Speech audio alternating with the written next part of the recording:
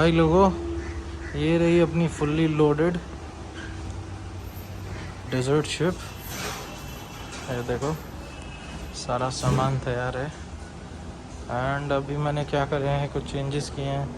पूरे काफ़ी सारा सामान ऐसा है जो निकाल करके मैंने मेरे टॉप बॉक्स में डाल लिया है। लैपटॉप और दूसरी चीज़ें जो मुझे रोज़ चाहिए रहेगी और जो मुझे ज़्यादा चाहिए नहीं वो मैंने बड़े बैग्स में रहने दिया, ताकि मैं आज अगर श्रीनगर नहीं भी पहुंचा तो भी मुझे पूरा सामान खोलने की ज़रूरत ना पड़े।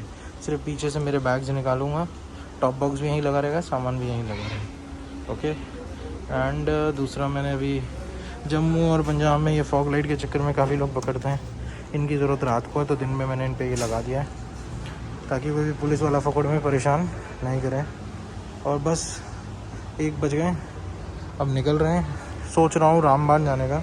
रामबान में स्टे लेंगे आज रात को और कल पहुँचेंगे हम श्रीनगर। और अगर श्रीनगर पॉसिबल हो तो क्या पता आज भी ट्राई करूँ। देखते हैं क्या हालत रहती है रोडों की और क्या हालत रहती है जीएम राइडर की।